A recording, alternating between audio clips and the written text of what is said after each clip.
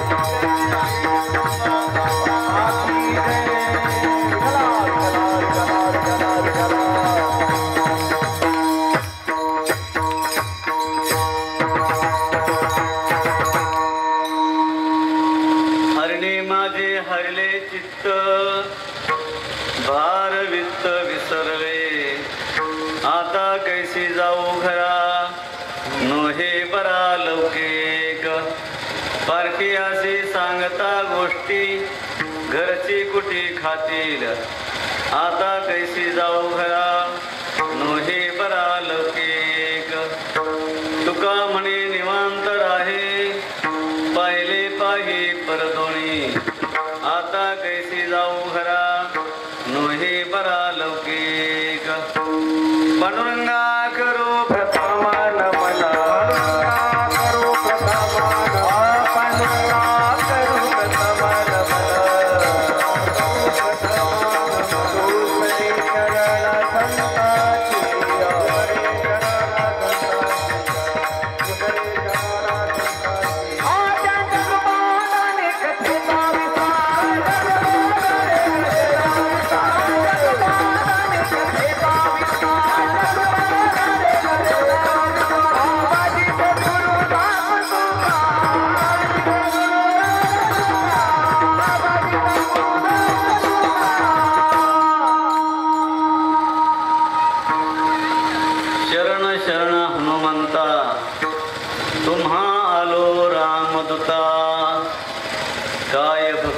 त्या वाटा मज दावाव्या सुभटा आज हनुमान जयंतीच्या निमित्ताने पवित्र पावनभूमी श्री क्षेत्र करोडी या ठिकाणी आणि जागृत देवस्थान शनी मारुती या शनी मारुतीच्या पवित्र दरबारामध्ये अखंड हरिनाम सप्ताहाची सांगता आहे। गावातील सर्व मंडळी या कार्यक्रमासाठी उपस्थित राहते। जे बाहेर गावी सर्व्हिसच्या निमित्ताने आहेत, उद्योगधंद्याच्या निमित्ताने गेलेले आहेत, ही सगळी मंडळी आजच्या दिवसाला येते आणि पंचक्रोशीतील सुद्धा सर्व मंडळी या कार्यक्रमासाठी उपस्थित राहते। हनुमान जयंती म्हणजे आपल्या करोडीचा मुख्य सण आहे, उत्सव आहे। तसं ऊनही फार झाले, यावर्षी जरा उन्हाळा कडकच आहे, खूप ऊन झाले। आता आपण जरी सावलीला बसले असतो पण बाहेर खूप माणसं आहेत आणि मला सांगितलंय की होळीच्या पाळी घाला, खूप वाट्या घालू नका म्हटले. आता जे अन्नदान आहे, महाप्रसादाचे दानशूर अन्नदाते आपल्याच गावातील नामांकित परिवार, भाबड परिवार आणि आदरणीय पूज्य SRPचे इन्स्पेक्टर चोरमले साहेब, दिनकरराव चोरमले साहेब, या भाविकांचं महाप्रसादाचं अन्नदान आहे. आणि विशेष म्हणजे आपल्या गावातील जे भूमिपुत्र आहेत, सरकारी समुदायामध्ये चांगल्या ठिकाणी सर्व्हिसला अधिकारी म्हणून त्यांची नियुक्ती झालेली आहे.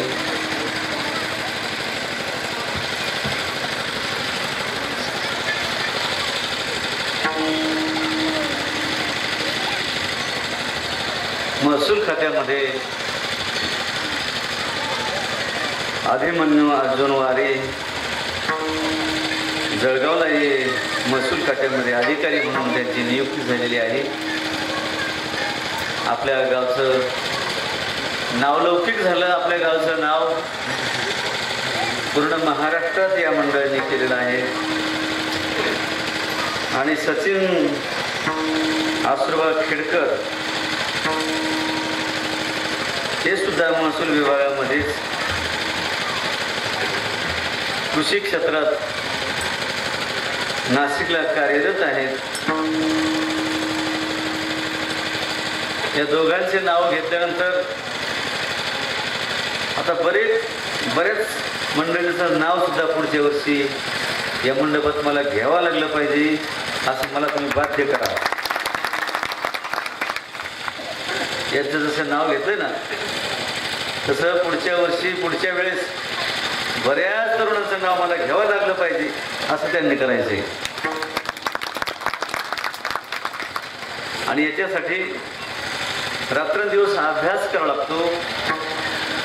अभ्यास हे सामान्य नसून एक तप आहे, घोर तपश्चर्या आहे. अभ्यासाचे बळे एका गती अंतराळे. अभ्यासाच्या जोरावर आकाशातून सुद्धा चालता येते. कामदेव महाराज योगीराज होते, ते आकाशातून आकाश मार्गे चालत होते. आणि गुरुवर्य नारायण महाराजांना ज्यांनी शिकवलं ऋषिकेशला, ज्यांच्याकडे बाबांचं अध्ययन झालं, असे हरिहर तीर्थ स्वामीजी होते. ते महान तपस्वी सिद्ध महात्मे होते. ते सुद्धा गंगेच्या या तीरावरून पलीकडच्या तीरावर चालत जायचे पाण्यावरून. पण त्यांचा तळपाय सुद्धा ओला होत नसायचा. हरिहर तीर्थ महाराज, मला त्यांचं दर्शन घडलेलं आहे. शेवटी गुरुवर्य नारायण महाराज त्यांच्याकडं अध्ययनाला होते. गुरुवर्य नारायण बाबा म्हणजे या संप्रदायातील वाघ होते.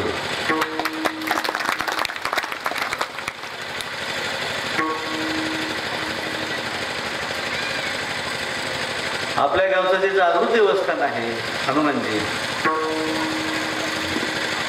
हनुमानजीची मूर्ती आपण निहाळून बघा. इथल्या लक्षात आणा, आपण सगळ्यांनी दर्शन केलेले, लक्षात आणा. आणि आपलं आराध्य दैवत प्रभू रामचंद्राची मूर्ती सुद्धा ध्यानात आणा तुम्ही. जर दोन्ही मूर्ती अशा ध्यानात आणल्या, समोरासमोर ठेवल्या, तर दोन्ही मूर्ती सारख्या आहेत.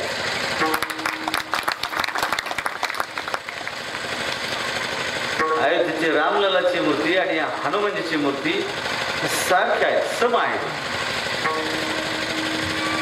अयोध्येमध्ये मोठ्या उत्साहात रामललाची प्राणप्रतिष्ठा झाली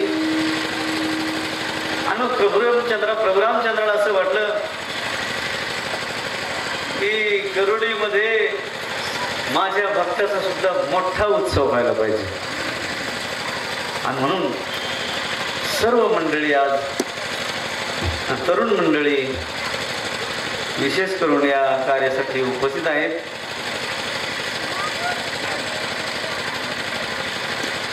आता 20 मे येणारी 20 मे या 20 मेला श्री क्षेत्र तारकेश्वर गडावर गुरुवर्य नारायण महाराज बाबांची पुण्यतिथी आहे. आणि या कार्यासाठी सर्व मंडळी उपस्थित आहेत.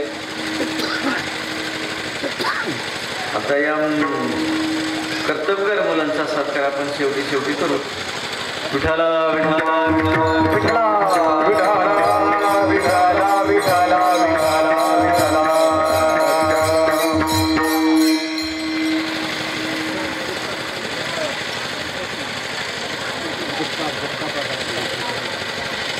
हे वर्ष अतिशय पवित्र आहे.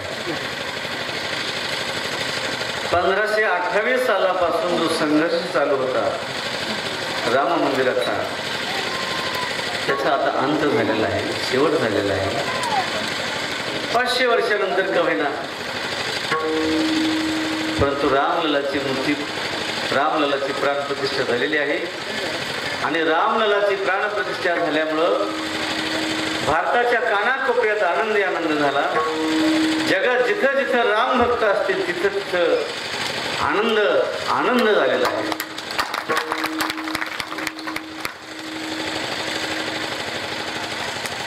रामललाची प्राणप्रतिष्ठा व्हायला 500 वर्ष लागली.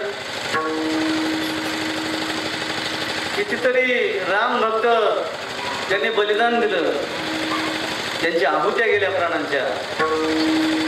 शरीरामध्ये रक्ताचे पूर वाहत होते. त्यांना ते मंदिर बघायला भेटलं नाही. त्यांनी खूप कष्ट केलं, त्यांना ते मंदिर बघायला भेटलं नाही. परंतु आपले डोळे किती भाग्यवान आहेत की तुम्ही स्वतः ते मंदिर बघू शकता. कोणी टीव्हीवर बघितलंय, कोणी स्क्रीनवर बघितलंय, कोणी मोबाईलवर बघितलंय, आणि कोणी समक्ष बघितलंय. अशोक भाऊ म्हणते कोणी समक्ष बघितलंय चोरमध्ये. आता समक्ष आम्ही पण गेलो होतो प्राणप्रतिष्ठेला. ते मी म्हटलं होतं पायी जायचंय म्हणून, अयोध्येला पायी जायचंय असं माझं मानस होतं. ते पूज्य गोविंद महाराज जातेवळेकर आणि अशोक भाऊ म्हटले पायी जाऊ नका.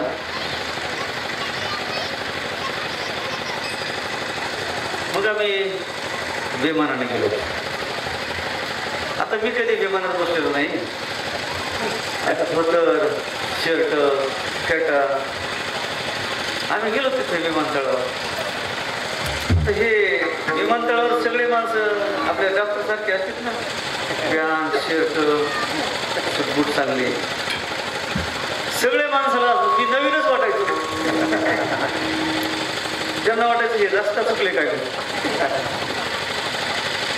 सगळे माझ्याकडे बघायचे, सगळे एकटक बघायचे माझ्याकडे. पण डॉक्टर साहेब सगळे माझ्याकडे बघायचे ना, मला अपमान नाही वाटला. मला उलट असं वाटलं ह्या कपड्यामध्ये किती पावर आहे. सगळ्याचं ध्यान आकर्षित केलंय. त्या कपड्यामध्ये किती सामर्थ्य आहे. आणि विमानात चढलो आम्ही. आणि विमानात चढल्यानंतर त्या 2 मुली असतात सुरुवातीला. ते म्हटलं जय श्रीराम. आम्हाला बघून आम्हाला बघितलं जय श्रीराम म्हटलं. आत शिरल्याबरोबर सगळे माणसं माझ्याकडे बघायला लागले. अगदी कॅमेऱ्याकडे बघितल्यासारखं बघायला लागले. आणि सीट माग होती आमची, आम्ही पाठीमागे गेलो बसायला. तर पुढचे माणसं माग वळून बघायची माझ्याकडे. आणि ज्या सीटावर मी बसलो त्या सीटावर दुसरी उद्योगपती होते काय मोठे, ते पण माझ्याकडे सारखं बघायचे. पायापासून नखापासून शेवटीपर्यंत बघायचे. आता शेवटी त्यांना राहवलंच नाही. मग ते म्हटले आप कहाँ से, कुठून आले? मग मी म्हटलं महाराष्ट्र से. अच्छा महाराष्ट्र से, और क्या करते हैं आप? क्या करते हैं आप, म्हणजे काय करता तुम्ही? मैंने कहा मैं भिक्षुक हूँ. मग तर आश्चर्य पडलं त्या माणसाला. भिक्षुक और हवाई जहाज में? भिकारी आणि विमानात? मतलब भिक्षुक हूँ लेकिन स्टँडर्ड भिक्षुक नाही.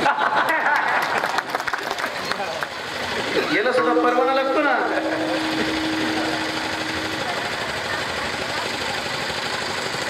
मला असं वाटलं नव्हतं की 22 जानेवारीला आपल्याला निमंत्रण पत्रिका भेटेल म्हणून. संघाचे माणसं, विश्व हिंदू परिषदेचे माणसं गडावर आले आणि ते म्हटले महाराज काही वर्गणी द्या मंदिराला, राम मंदिराला. आता मी म्हटलं काय द्यावं यांना, काय द्यावा. मी जरा गोंधळून गेलो आणि त्यांना असं म्हटलं 15 दिवसांनी मी तुम्हाला वर्गणी देईन, 15 दिवस मला वेळ द्या. त्यांना माघारी नाही बोलवलं बरं का. 15 दिवसांनी या असं म्हटलं नाही, फक्त मला 15 दिवस टाइम द्या आणि मग तुम्ही जिथं असता तिथं येऊन देईल मी वर्गणी. ते गेले.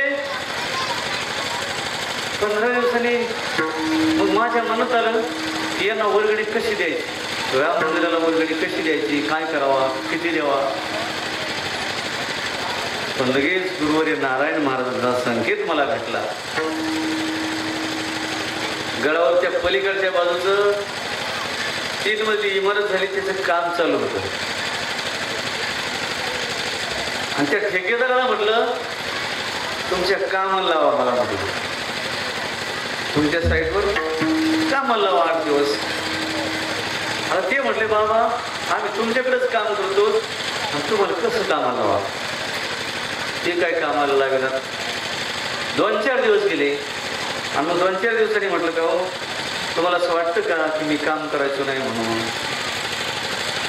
तुमच्या लिव्हरपेक्षा 1 टोपलं जास्त टाकीन. तेव्हा त्यांनी मला कामाला लावलं. मग मी 8 दिवस त्यांच्या हाताखाली काम केलं. सिमेंट द्यायचं, लोखंड द्यायचं, दगड द्यायचा, थापी द्यायची. 8 दिवस भरले, हप्ता झाला आणि 8 हप्ता झाले पगार आला ना. पगाराला सगळे जमले. मी तिथे गेलो त्या लेबरमध्ये. ते म्हटले महाराज तुम्हाला किती पैसे देऊ. मी म्हटलं तसं नाही, या लेबरला जे हजेरी असेल ना तीच हजेरी मला द्या. त्यांनी ती हजेरी दिली मला, ते पैसे दिले 8 दिवसाचे आणि त्या पैशात दुसरे काही पैसे टाकून मग ते राम मंदिराला दिले.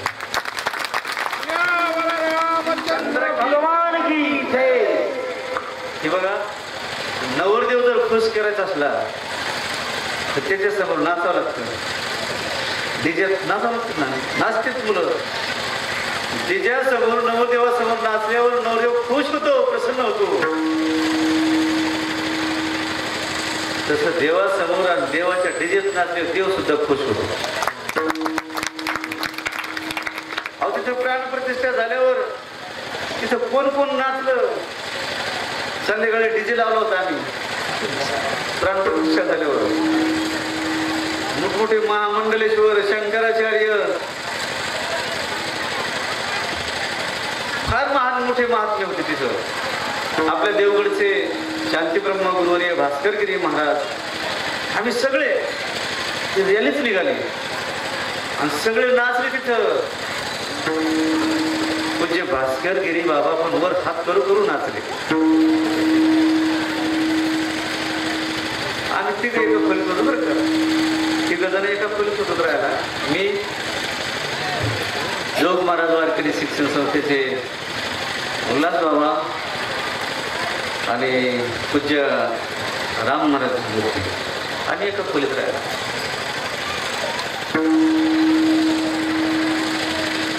मग आमची सेवा करायला आम्हीच एकमेकांची सेवा करायची.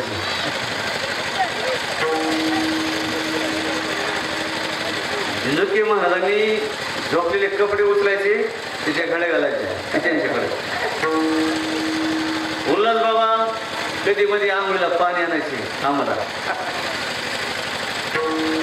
आणि मी खोली झाडून काढायचो. खोली झाडायची सेवा माझ्याकडे होती. तिथं काय पाणी देत नसत जास्त, कारण थंडी कडाक्याची असायची, पाणी तापत नसायचं. मोजून 4 जग 4 मगे द्यायचे. आता आम्ही गेलोच बादली घेऊन, प्रत्येकाने आपण आपली बादली घेऊन जायची. महामंडलेश्वर असो नाही तर सामान्य असो, पाणी आणायला आपलं आपण जायचं. आम्ही गेलो पाणी आणायला, माझा नंबर आला, 4 मगे पाण्याचे दिले. 4 मगे दिले पाण्याचे. मी म्हटलं लय गार पाणी आणखी एखादा मग टाका गरम पाण्याचा. ते म्हटले नाही नाही चला जा. उल्हास महाराज म्हटले काय सांगा तुम्हाला, अहो यांच्या आंघोळीला ध्यान असतं. यांच्या आंघोळीला 200-200 माणसं असते, पण सगळे संत सगळे संप्रदाय एकत्र झाले ते रामलल्लासाठी एकत्र झाले. सगळे रामलल्लासाठी एकत्र झाले. 150 संप्रदायाचे साधू तिथे आले होते. कोणाचा वेशभूषा कसा, कोणाचा वेशभूषा कसा, पण सगळे एक जीवाने. आणि तिथं महाराज अशी व्यवस्था होती, पंतप्रधानाला खुर्ची बसायला जशी होती ना, पंतप्रधानाला जशी खुर्ची बसायला होती तशीच खुर्ची शेवटच्या माणसापर्यंत होती. वेगळं काहीच नव्हतं. आणि म्हणून राम मंदिराची रामलल्लाची प्राणप्रतिष्ठा होणं ही एक क्रांती आहे. आणि एवढी डेअरिंग कोणाच्यानेच झाली नसती. राम मंदिर बांधण्याची, प्राणप्रतिष्ठा करण्याची ती डेअरिंग फक्त आदरणीय जागतिक ख्याती प्राप्त महान तपस्वी आदरणीय मोदी साहेब यांची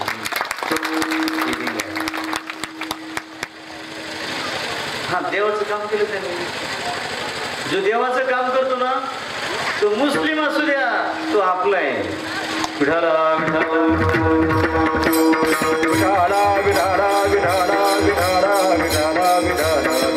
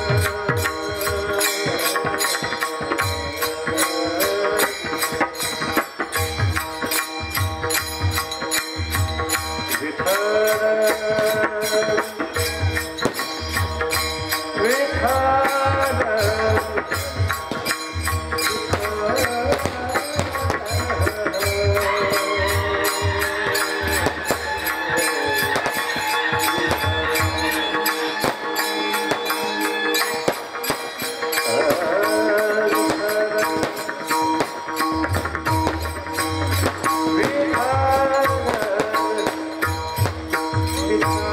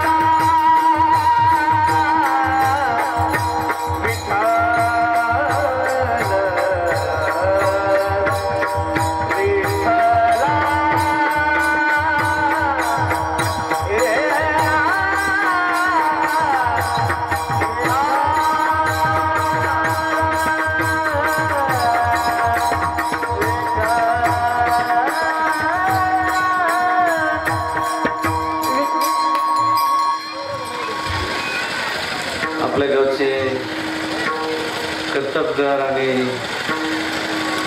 सर्वांच्या सुखदुःखामध्ये अग्रसर असणारे आपले सरपंच आदरणीय राजेंद्र खेडकर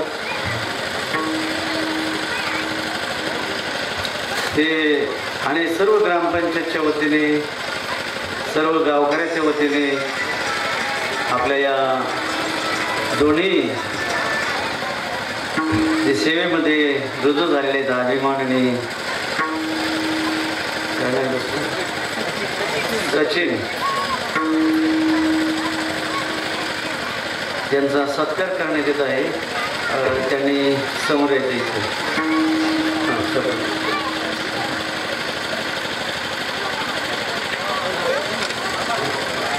आले का आले का हा त्यांचे पालक पण या, कारण एवढं थोर समाजरत्न त्यांनी आपल्याला दिलेलं आहे. अभिमन्यू अर्जुन वारे आणि सचिन आसुरबा खेडकर यांनी इकडे यायचंय आणि अर्जुन वारे यांनी सुद्धा इकडे यायचंय.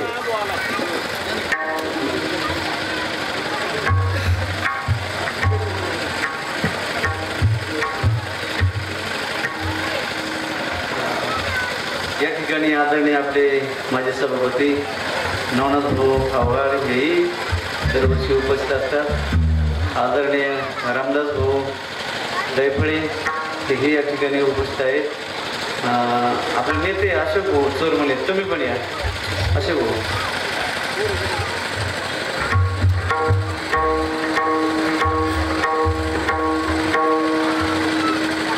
हा MD खेडकर साहेब इकडे ना.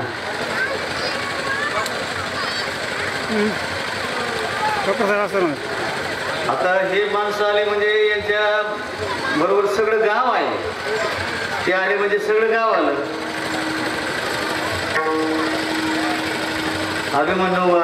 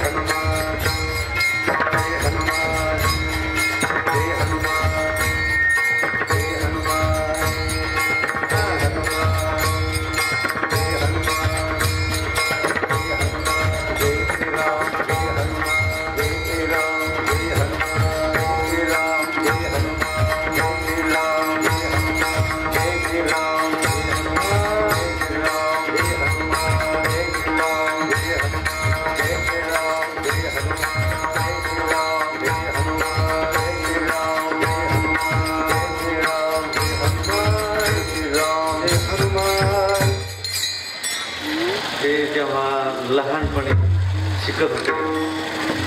मी यांच्या घरी अनेक वेळेस जेवलेलो आहे, अनेक वेळेस झोपलेलो आहे. अनेक वेळेस आम्ही तिकडं पूर्ण करोडीच्या शिवारात आपल्या इनामात ऊन आता फिरलेलो आहेत आम्ही. आणि त्याच वेळेस मी यांना म्हणायचो ते शिक्षक व्हायचे म्हणायचे. त्यांना मी त्याच वेळेस सांगितलं तुम्ही शिक्षक होऊ नका, तुम्ही अधिकारी व्हा. शिक्षकाला मनाने काहीच करता येत नसते, ती बांधलेली असते. पण अधिकारी असल्यानंतर ते समाजासाठी काही करू शकते. तर हे आपले दोन्ही प्रयत्न ह्या भूमीने ह्या गावाने आपल्या देशाला यांनी समर्पित केलेलं आहे.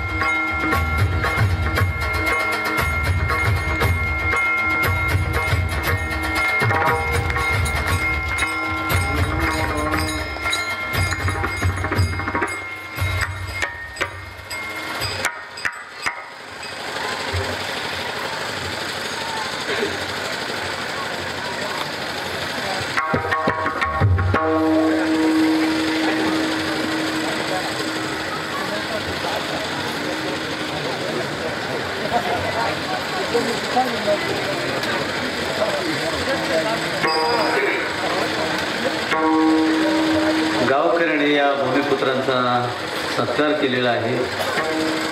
हा सत्कार म्हणजे सर्वश्रेष्ठ सत्कार आहे. त्याच्यानंतर तुमचे सत्कार अनेक ठिकाणी होतील.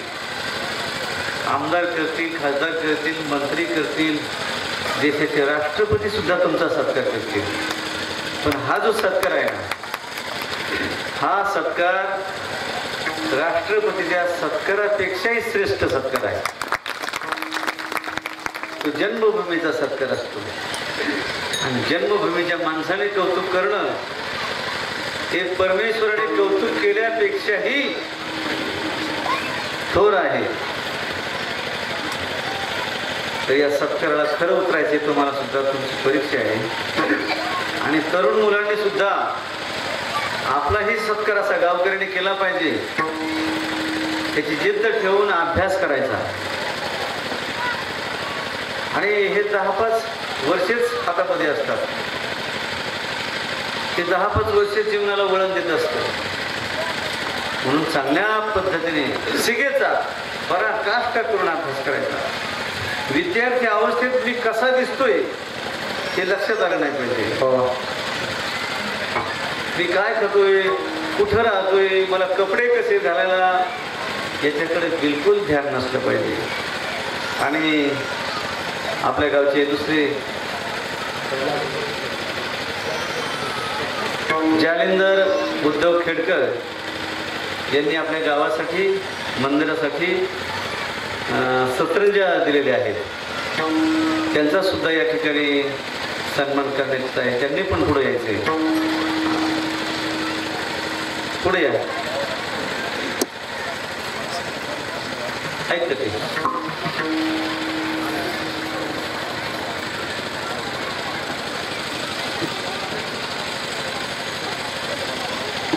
ठीक आहे.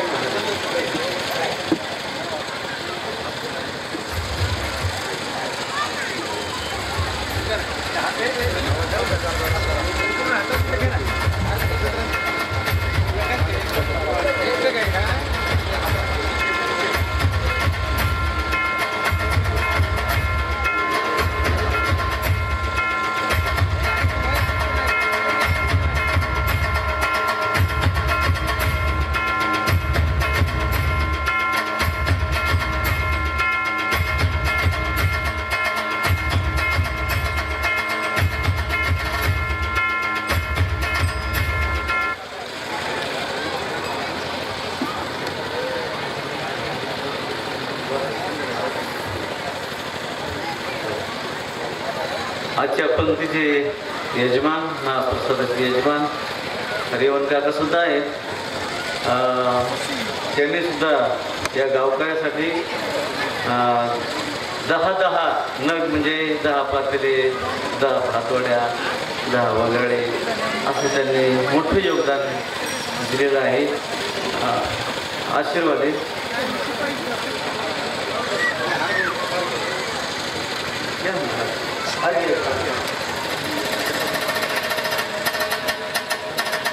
रेवण काका पुढे या.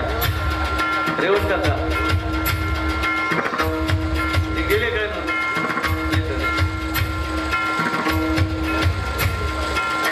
जाऊ द्या. त्यांचा पुनर्जन्म झालाय. त्यांचं आयुष्यात कधीच दुखलं नाही. आणि ते दुखणं आलं ते भयंकर असं त्रास झाला त्यांना.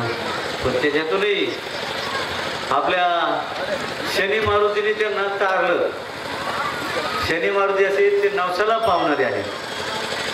जागृत देवस्थान आहे शनी मारुतीचं. कीर्तनासाठी जो आपण अभंग घेतलेला आहे तो गवळणी प्रकरणातील आहे. भगवान श्रीकृष्णाने चोऱ्या केल्या, खोड्या केल्या. कृष्णाच्या चोऱ्याचं सुद्धा वर्णन आहे. कृष्णाच्या चोरीची सुद्धा स्तुती आहे. तसं चोरी म्हणजे स्तुती करण्याची गोष्ट नाही, पण देवाच्या चोरीची सुद्धा स्तुती आहे. तर त्याच्या चोरीची स्तुती का? पाठीमाग बडबड करू नका. देवाच्या चोरीची स्तुती का कशामुळं आणि सामान्याच्या चोरीची निंदा होते, पण देवाच्या चोरीची स्तुती याच्यामुळं आहे की देव ज्याची चोरी करतो तो सुखी होतो. आणि देव काय चोरतो तर देव जीवाचं दुःख हिरावून घेतो, दुःखाची चोरी करतो. आणि सर्वसामान्य जी चोरी होती धनाची, मानाची, सत्तेची, दुसऱ्याच्या सुखाची चोरी होते, म्हणून त्याची निंदा असते. आणि देव ज्याची चोरी करतात तो सुखी होतो, तर ते जीवाचं दुःख हिरावून घेतात, त्रिविध ताप हिरावून घेतात. म्हणून देवाच्या चोरीची सुद्धा स्तुती आहे. ती गवळण मथुरेला दही दूध विकायला घेऊन चालली होती आणि ती हरिमय झाली होती. ती नेहमी चिंतनात असायची भगवंताच्या. डोक्यावर तिच्या दही दुधाचे माठ आहेत. मथुरेत गेल्यानंतर ती हरीमध्ये तल्लीन असल्यामुळं ती दह्याला आणि दुधाला, त्या माठाला विसरून गेली. आणि दही घ्या कोणी, दूध घ्या कोणी म्हणण्याच्या ऐवजी गोविंद घ्या, दामोदर घ्या असं ते म्हणू लागले. गोविंद घ्या कोणी, दामोदर घ्या गे, तव तव हासती मथुरे जागे. गोविंद घ्या कोणी, दामोदर घ्या गे, तव तव हासती मथुरे जागे. धुळीवरी धुळीवर धुळी गवळणी साधे निघाला. धुळीवर धुळी गवळणी साधे निघाला. धुळीवर धुळी गवळणी साधे निघाला. धुळीवर धुळी गवळणी साधे निघाला. साधे निघाला, साधे निघाला. गोविंद घ्या, दामोदर घ्या असं म्हणायला लागले. आणि मग त्या मथुरेच्या महिला हसायला लागल्या. तिने दही दूध विकायला आणलंय आणि जर डोकं काय बिघडलंय का काय, हे खुशालच म्हणते गोविंद घ्या, दामोदर घ्या. गोविंद आणि दामोदर कुठं घेण्याची वस्तू आहे का? घेण्याची वस्तू नाही, ती प्राप्त करण्याची वस्तू आहे. जे घेतलं जातं ते विकत घ्यावं लागतं. आणि भगवान परमात्मा विकत नाही भेटत. जगद्गुरु तुकोबाराय म्हणतात, देव घ्या कोणी, देव घ्या कोणी, ऐका आता सुनी. पण माणसं असेल फुकटचं मत फुकळत नाही, म्हणते देव न लगे, देव न गे न लगे. त्याला कुठं ठेवा म्हणते, देव नको आम्हाला. आणि मग त्या मथुरेच्या महिला हसायला लागल्यानंतर ती गवळण भानावर आली, देहावर आली. मित्र आपण तर मथुरेत आलो, दही दूध विकायला आलो आणि आपण काय म्हणतो, गोविंद घ्या, दामोदर घ्या असं म्हणतो. मग त्यावेळेस ती गवळण म्हणू लागली की त्या हरीने माझ्या चित्ताचा हरण केलेला आहे. ते अभंगाच्या पहिल्या हरिणे माझे हरिणे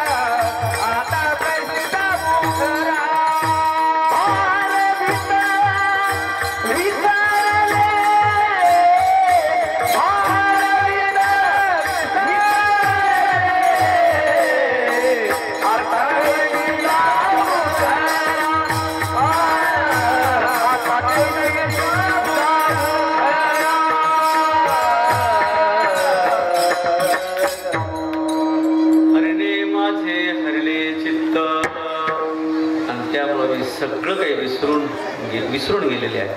भार, वित्त, डोक्यावरचे दह्याचे दुधाचे माठ हे सगळं काही विसरून गेलेले आहे. कारण हरी शब्दच हरती या धातूपासून तो निर्माण झालेला आहे. हे क्रियापद आहे. हरती म्हणजे हरण करणे. आता हरण करण्यामध्ये सुद्धा किती त्या माणसाकडं वाकडी दृष्टी असते बघण्याची. जो चोरी करतो, हरण करतो त्याच्याकडं. पण कृष्णाकडं एकदम प्रेमदृष्टी आहे. कृष्णाच्या चोरीची सुद्धा मी सुरुवातीला सांगितलं स्तुती आहे. हरणे माझे हरले चित्त, भार वित्त विसरले. भगवान श्रीकृष्णाने अनेक लीला केल्या. गोवर्धन पर्वत उचलण्याची लीला केली, खोड्या केल्या, चोऱ्या केल्या. चोऱ्या कशाच्या केल्या? दही, दूध, लोणी तिच्या चोऱ्या केल्या. आणि दही, दूध, लोणी कुठं चोरी करण्याची वस्तू आहे का? हा, आता चोऱ्या होत्यात. दही, दूध, लोणी कोणी चोरीत नाही. देवाच्या पेट्या चोरी देत.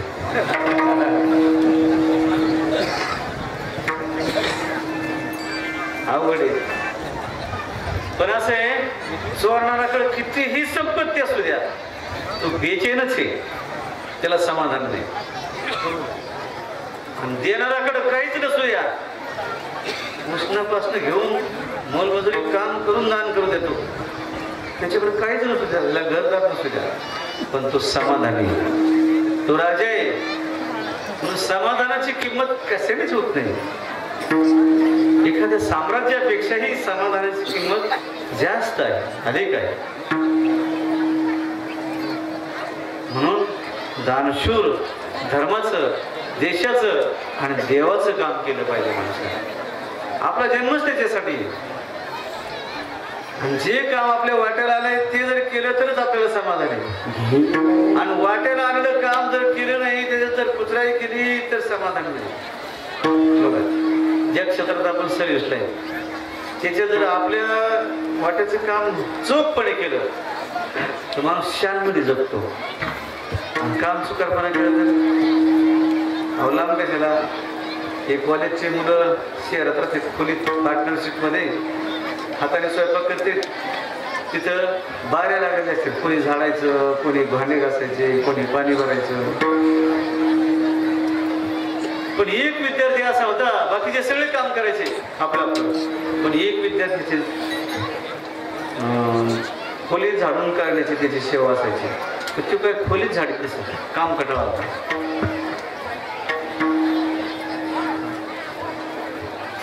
मग त्याच्या लक्षात आलं, तो ज्या ज्या वेळेस खोलीत यायचं ना, त्या वेळेस असे दबेबावाने यायचा, हळूच यायचा. त्याला असं वाटायचं कोणी बोलत आहे काय, कोणी बोलत आहे काय, खोली झाडून काढली नाही, कोणी बोलतंय काय. म्हणजे नेहमी दाखवत असायचं ना. म्हणजे आपल्या वाट्याला आलेलं काम ते आपण चोखपणे केलं पाहिजे. आणि मग माणूस शानपणे जगतो, शानमध्ये जगतो. ती गवळण म्हणते, मी हरिरूप झाले, मी सगळं काही विसरून गेले, पण आता पुन्हा या प्रपंच रूपी मी घरी जाऊ कशी, हे अभंगाच्या आता कैसे जाऊ घरा, आता कैसे जाऊ घरा, आता कैसे जाऊ घरा, आता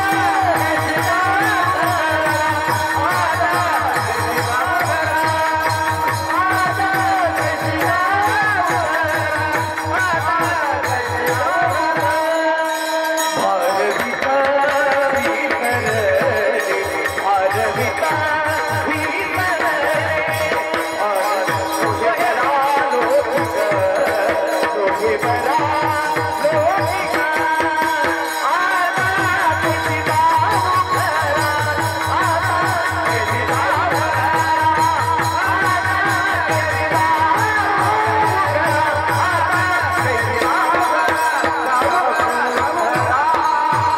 आता कैसे जाऊ कुमार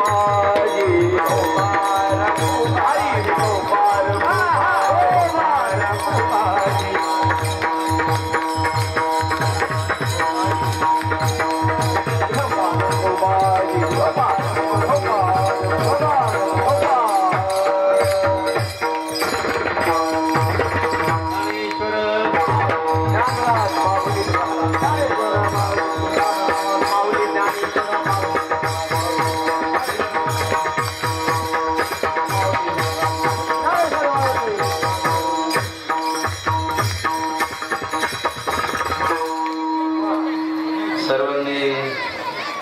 महाप्रसाद घ्यायचा आहे, तसं कोणी जायचं नाही.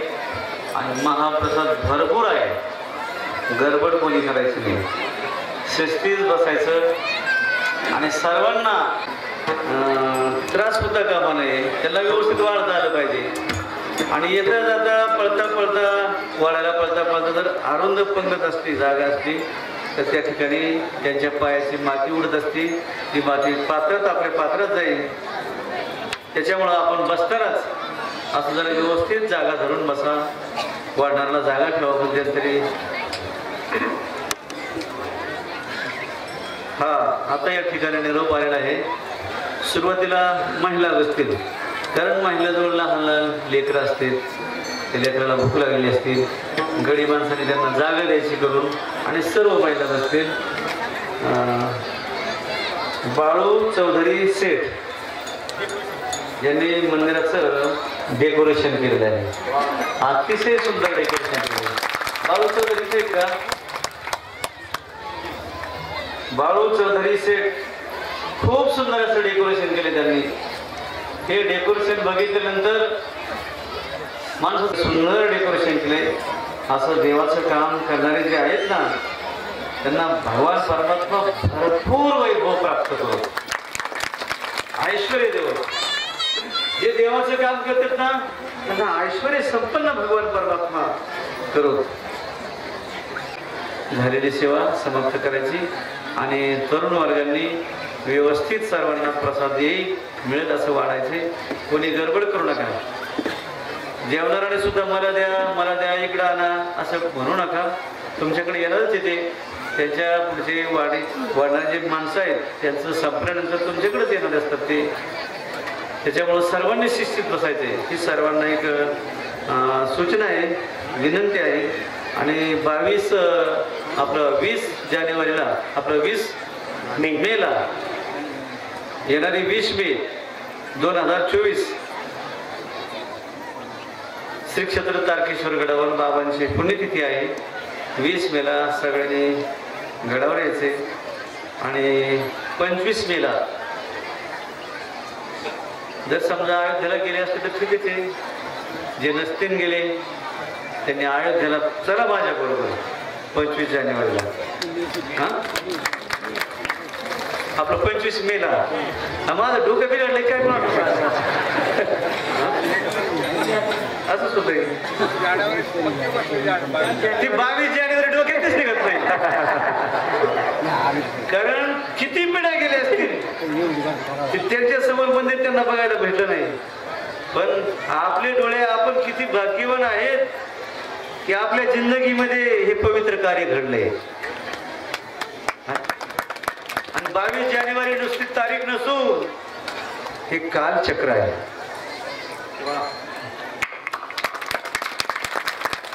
आणि आदरणीय मोदी साहेब, उत्तर प्रदेशचे मुख्यमंत्री, आदरणीय प्रातस्मरणीय संत योगी,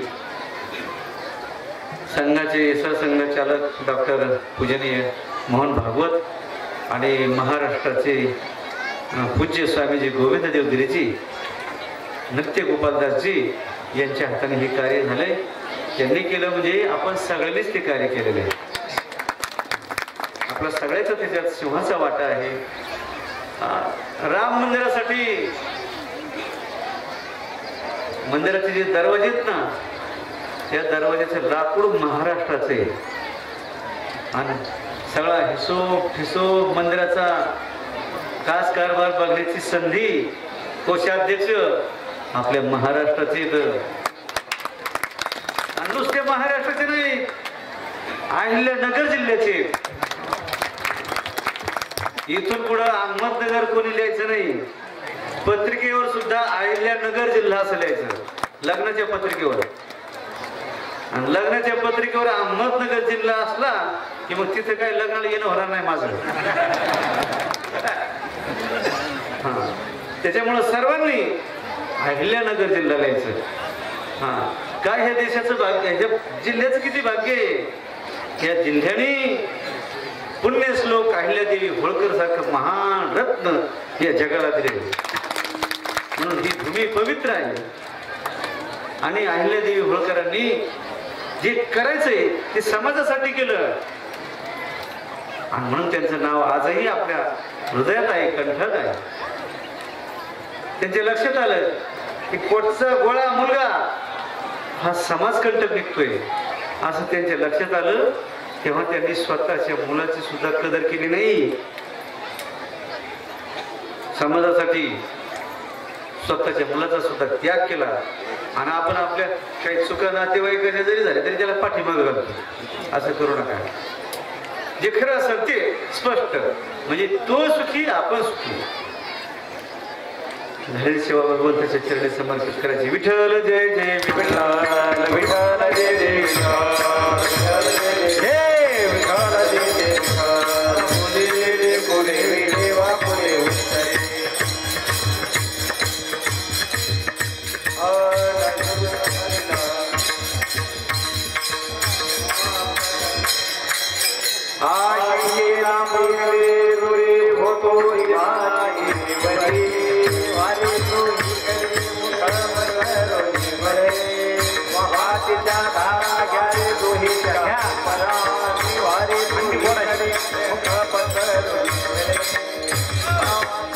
शोका अधिक उरे उरे लोका कोणी करे तुका बने हाती शोका अधिक ऊपर न वारे तो इकडे मुख पसर तुका बने हाती तुका अधिक उरे उरे लोका वारे तो इकडे कंठी धरेला कृष्णा मनी अवघा जगे प्रकाश वाटू एक मेका विश्वनिका संगमा बापुनिया ब्रह्मादिका आला वाटो एक मेकावे रामणी भूमंडळी आम्ही बळी निरागारी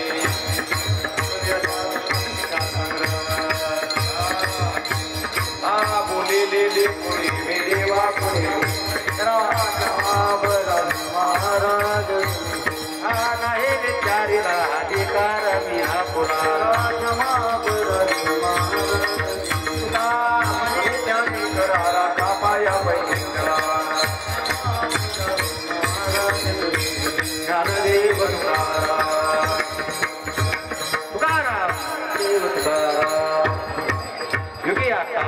विटेवरी